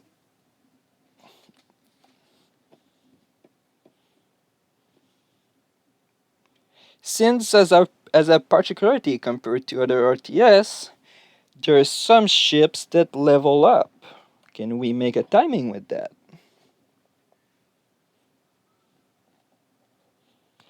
I'm gonna answer the question myself. The answer is yes. You can make a timing when your cap ship reach a certain level. For example, a level 5 Corsair is a great way to build a timing around, or a level 6 Marza, or a level 5 Progen, stuff like that. You can also incorporate XP into your timing. So yeah, to have a good timing, you would, for example, I'll talk about my timing for Advent Loyalist.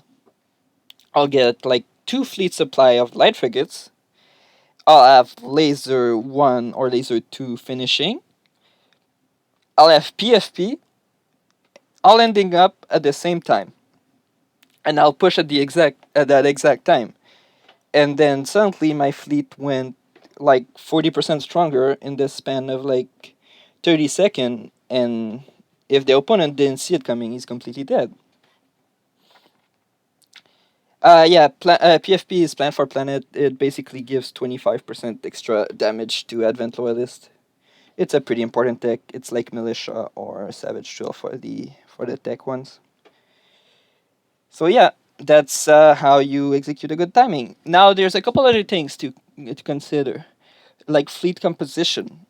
So you can create a timing around a fleet composition. For example, when you finish building, switching your transition to carriers or switching your transition to LRMs, that's a pretty good way to build a timing. Or, for example, when Advent finishes researching Repulse, that's a really good time for a timing. Or when Vasari get mine layers, that's a pretty good time to make a timing around it and build your starbase with mine layers. Stuff like that. And your timing and your opponent's timing are like one of the most essential ways to win a game, and yet almost nobody consider that. And yeah, what's the next page? Consider your opponent timing. Just talked about that. Oh yeah, so yeah, basically you want to match up everything. For example, you want to match up your Plan for Planet, you want to match up your laser upgrade finishing or your health upgrade, you want to match up your fleet supply finishing, you want to match up everything at the same time. So if you match up everything at the same time, your attack will be extra strong, but you'll be extra vulnerable right before it. So that's things to consider. And it's especially important to consider when considering your opponent's timing. So, for example, if Tech Rebel is getting Savage Troll and is ready to push you, then their most vulnerable time is right before they get it. So, if you can build your timing to it like 1 minute before theirs, then you might just win on the spot. Even if their timing is stronger than yours, it's just too late. Okay, matchup depending timing. Of course, there's a lot of different timing for different matchup. For example, your level 5 Corsair is an insane timing against Advent or Tech, but versus Fast it does nothing. Or for example, getting your Savage Trill timing versus Tech Loyalist that already got Militia, then maybe it's not the best place to all in everything on that. Is there another page? Capship XP timing, yeah, I already talked about that. Okay, echo timing. So if there's the same thing to have a timing for your whole fleet, there's obviously the same thing for economy. So there's a lot of points where you are pretty vulnerable is when you're trying to research for example, if you're going for progressive economy, it gives you like 15% of everyone's spending in the game. So it's really strong. But let's say you're not going for trade ports, then you have like 5 useless research you need to get through before to get pervasive. So if you get attacked before you got pervasive, then you either need to stop researching those tech to use that money to defend, or you're gonna lose your fleet and get pervasive. But if you attack once they already have pervasive, then it's too late. And if they stop researching pervasive because of your attack, then your attack was successful. They already spent some money on that, but at the end they have to cancel everything. So that's one thing to consider is the economy timing of your opponent and yours, of course. When are you the most vulnerable and where you're the strongest? All right, how to counter stuff you usually lose to. So that's a section because I'm pretty sick of coaching people on the same stuff while they tell me that it's impossible to beat. Okay, first thing, consider if the popular advice is garbage or not. And that's pretty important. Because sometimes, like in 5S, someone is getting rank rushed and the other person is like, okay, get a second cap ship. So there's plenty of like really bad advice that comes in sins. So the first thing to consider is the stuff that people told you actually good. All right, can you scout the thing you usually lose to? There's some things you can't scout in the game, and those are the worst. But most of the things you can scout them. You can either scout lab count, you can scout the actual ship coming, stuff like that. So if you can scout it, you also need to consider what is necessary for your opponent to execute the thing you normally lose to, whether it's a timing or rushes or whatever. Does your opponent needs a certain amount of lab? Do they need a certain amount of money? Does it take forever to research or to build? For example, Titan takes forever to build, costs a lot of money, and only takes 4 lab. And there's often the other. For example, in Planet for Planet, you need a planet that the militia can bomb to get it. Or, for example, in the rank rush, you need the migrator to survive until you reach the homeworld or stuff like that. So the other is often pretty important. Now, if you know what's necessary for your opponent, is it possible to prevent any of the things necessary? Can you attack before it? Can you prevent the labs from being built? For example, if they need 6 civic lab to get well or whatever, then you can try to prevent that. Do they need a lot of money? For example, a Ranculus Rush with 2 migrators and level 3 Ranculus will leave them with absolutely zero money at home. So if you go all aggressive on them, even if you lose homeworld, you might still win because they had 0 money to defend at home. Stuff like that. Can you prevent what they need to do to execute the thing that you normally lose to? Now, if all of the above fails, try to do the strat that you normally lose to against other players and see what happens. For example, there's often people that like, okay, well, Vassery Starbase are OP, and okay, maybe, but have you ever played Vassery? No, it's too cheap, or no, it's too OP, I won't do that. No, if you keep losing to something, try it yourself and see what other people do to beat you to it, and that will often be a pretty good clue. If that fails again, share with other players what you have trouble with. For example, you can come to me and tell me like, I struggle with Ranculus rushes, or I struggle with PFP timing, or I struggle with Savage Troll timings, or I struggle against LRM spam with the upgrade and a done of, or whatever. Then you can come to top players or me or whoever and share what you have trouble with. Then they might have some good advice, or they can help you work through like what's missing in your playstyle to get there. And finally, if all of the above fails, you can always rage quit the game and never come back. Yeah, that happens a lot, so. Yep. Alright, how to micro capital ships. Well, first, get it on a control group, it's gonna help a lot, but yeah. It's not necessary, but you're gonna save time, and time is HP, and HP is life. Now, you want to keep your cap ship as close to the edge as possible, because when your cap ship is ready to jump, that means that your opponent, if he targets it and you get away, it's wasted DPS for him. So that's the thing I mentioned a bit earlier about tech building their factories right on the edge. Often that means that Advent with their Progen will be able to attack those without putting their Progen in danger. And the Progen is extremely strong, but it dies really quickly. So that's things to consider.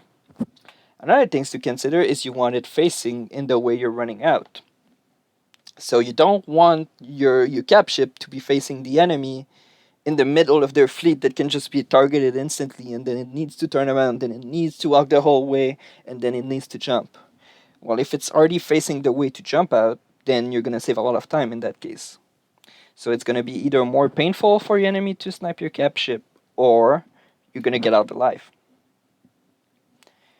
All of those advice are the most important for advent or specific tech cap ship. For example, in Aken, you really don't care if you get it sniped. Another thing to keep in mind is consider how many slow or disables your opponent have. If your opponent has an Aken with 4 Iron Bolt in stock, then, be a little less risky than if your opponent has nothing. Because you're gonna lose like 20 seconds being disabled. Same thing for tech lowless corvettes or other slows in the game, like coal or stuff I'm forgetting about.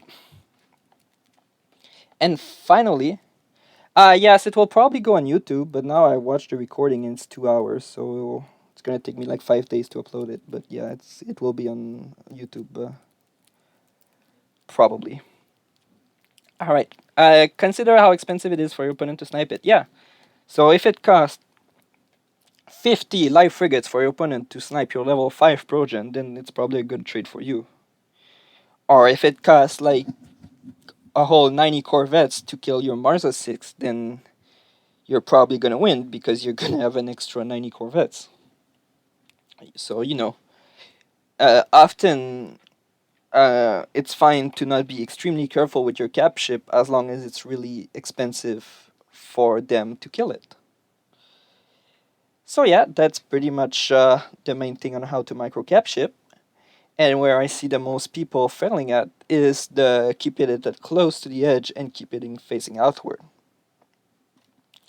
That's where people usually fall, and that's things you can exploit yourself to kill their cap ship, for example. So, any questions on that?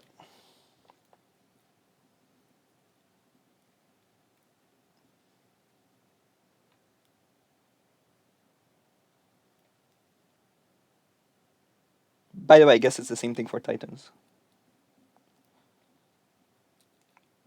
Alright, let's move on. Return on investment. Okay. So one thing to consider is that every tech will take some time to pay off, and it's not instant. Beside like very few of them. And same thing, so you always want to consider how long will it take for a tech to repay itself, or an upgrade, or whatever. So if it takes 50 minutes for something to repay itself, but you're going to be attacked in 40, then you might as well not get it and get more fleet. Now that's a big example, but keep that in mind. Okay, same thing for techs and ship, but this way will go in terms of number of ships. For example, if you're getting a laser upgrade for tech loyalist corvettes, you need a lot of corvettes so that it's more efficient to get the laser upgrade than to get more corvettes, and that number is in the hundreds. So in that case, you don't really want that upgrade. So you want to consider how much of a number of ships you need for a certain upgrade, and stuff like that. Alright, another thing to consider is when you have multiple techs you want, because they all satisfy the money/time or the tech/ship, but you can't get them all at the same time because you can only get one tech per tree at the same time. You can only get one military and one civilian tech at the same time. So, in that case, you need to prioritize or start one at a less efficient time because you just can't get all of them at the same time. For example, Advent Loyalists, if they go for 5 Civic, there's like 5 texts you want ASAP. You want Planet for Planet, you want Assimilate Populace, you want Global Unity, you want maybe PGI or Culture Damage or Culture Spread. So yeah. Plus all the Echo Tech. So usually maybe it's better to slowly work your way to your desired tech and get some at the least efficient time just because you can't get two at the same time. Finally, how long does it take for something to build should also count in the return on investment, like mentally calculation you do. If it takes forever to build and the fight will always be will already be over, then forget about that. Same thing for defenses. Let's say a turret is about the same strength as a couple of light frigates, but if they're not gonna fight there, then it's a bad investment. Or if they're going to fight there, then it's probably a better investment than fleet. So yeah, any question on that?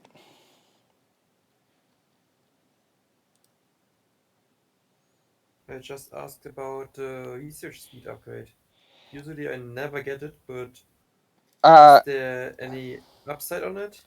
Okay, so I usually get, because I get a PFP timing or a global unity timing, so I'll have the labs for it, and then I go heavy on military labs. Like I'll get all my military labs at the same time because I want repulse, I want all the laser upgrade, I probably want carriers, I probably want fury, stuff like that. So there's a bunch of tech. So at the same time, you can get the civic research one. So usually that's the stuff I get before transitioning to like my mid game fleet. It's relatively useful. Okay, so you are lagging a bit for me. So it's like in the early game, not but in the late game, if you have the expanse, then you can just get a research speed upgrade for Advent. Well, it's useful to get your timing faster, especially if you're not strapped for money. But yeah, it costs Thanks. a lot, so it's really a question of, is like the extra minute on your timing worth having less ship, for example. Alright, next page. Save versus spend. So, when should you save and where should you spend? You should save when you need to save. For example, if you're getting a Titan, then maybe it's time to stop building fleet at that moment and just wait for the Titan money. Alright, you should save when you have no clue what your opponent is doing. If you have currently no scouting and you have no clue what he's doing, then usually going blind into a fleet composition, if it's the thing that your opponent is currently building to counter, then you're really fucked. So that's a good time to save for. Do you think you are behind? Yeah, so let's say you're behind like 10 light frigates, but you have some okay defensive setup, so they can't really push you right now. Then it might be the best time to save and see your opponent build, and then path with all the money you saved, you counter what they just built. And so that might help you come back from behind. Because you didn't spend your money on stuff that like wouldn't be trading exceptionally well. So it's a way to come back. Okay, a couple things to keep in mind is when you cancel something, you get the percentage of the thing done from 100% to the scuttling percent of the money. So, for example, if you cancel a tech that is queued but not started yet, you get 100% of the money back. If you cancel a ship that was queued but not building yet, you get 100% of the money back. If you get a ship that's like 50% built, then you get like 70% of the money back.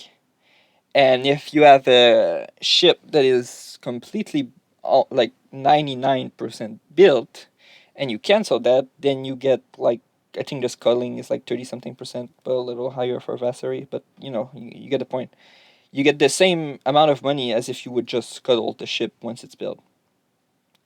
So something queued is the same thing as saving money, just with extra steps for canceling or extra steps with extra steps for canceling or setting it up. But if you're not ending up canceling it, then you save some APM for later. For example, Also, are you greedy? So when you're saving money, you're basically putting yourself a little behind in terms of investment. But you have the option to make better investment. So it's a question, or do you want to invest right now for the little incremental exponential growth, or do you want to save for better investment? So yeah, question on that page?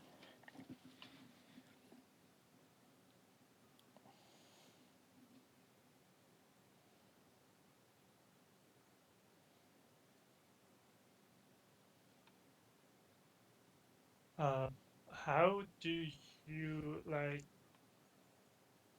you you touched on it, but where would be situation where you suddenly say I start saving now? Okay, so for example, I As just an example, maybe. what?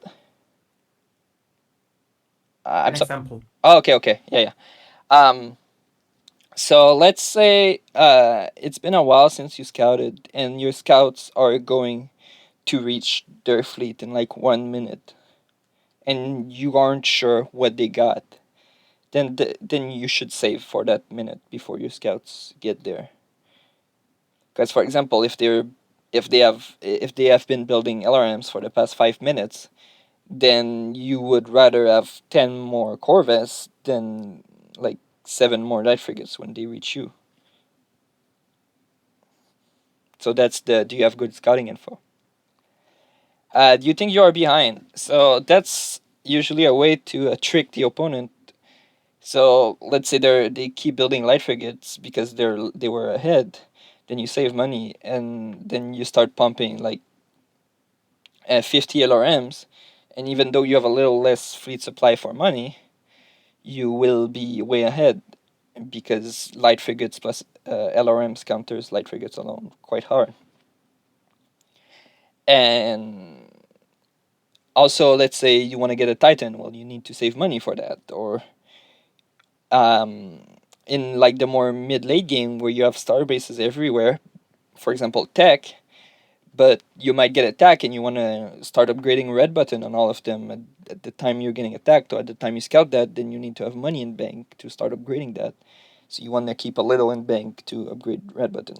Same principle for Vassery and Advanced Starbase, and sorry for that. So were those appropriate examples?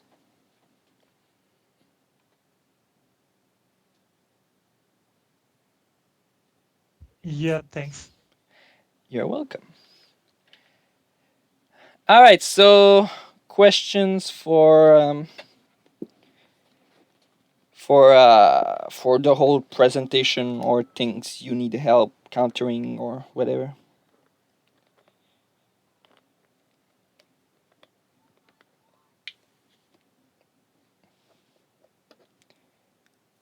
Okay. I don't have a question, but I would like to maybe give another example. Matt, could you return one slide back? Yes. Yes, the one with the cancel is percent of thing done. Just for you guys, as an example, like the most expensive thing in the game is a Titan. It costs like 9,000 credits, 1,200 metal, and 750 crystal. If you kill enemy Titan's factory while it's constructing a Titan, and let's say the Titan was at 90% of construction when you killed the Titan factory, you basically denied your enemy something like 8,000 credits and resources. Because when you destroy the Titan's factory, you basically scuttle the Titan's construction progress, and therefore your enemy will just get 10% of the initial investment back, so he will not even be able to start the production of his Titan somewhere else because he just lost all of that money. That's all I wanted to say. Yep. It also creates an important dynamics. Well, like you see your opponent is going to cancel your Titan factories. So do you have time to get it or do you want to cancel beforehand to lose less money? It's sometimes important.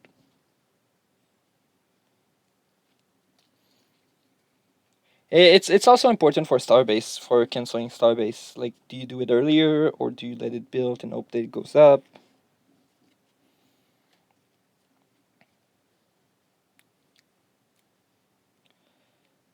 Yeah, I also thought until recently that you get all the cash back. Yeah. Who was talking? Well, you learn something new every day, I guess.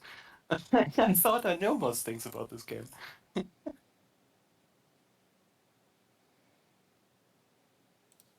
I guess it would do the same, but basically, if you see that your opponent attacks you, you can cancel it, let's say at 80%, because you know you're going to lose that factor, so you save the extra 10% ping.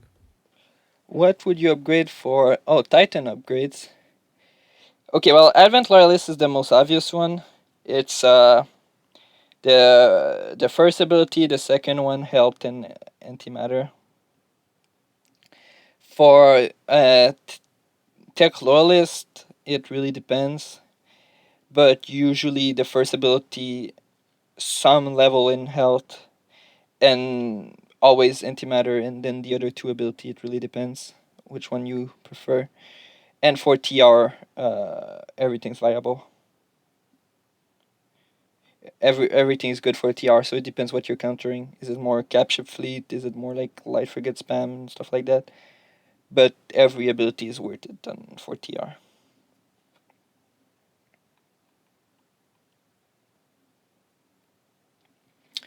All right, so let's finish. And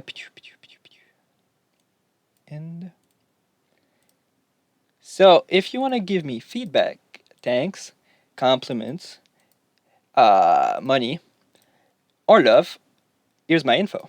You can reach me at my Discord, my Reddit, or my address. So yeah, no OnlyFans yet. By the way, that's if you really post that, you're gonna get an answer from the Santa Claus in Canada. It's a real address you can send stuff to. Any comments on the presentation, feedback, stuff like that? Did you like it? Was it too complicated? Did you learn absolutely nothing? Yeah, it was interesting and did learn some. Will it make you more confident to try PvP? Stuff like that? Yeah, I tried it once, so yeah, I guess. Yeah, I will try it. I'm gonna stop the recording right here.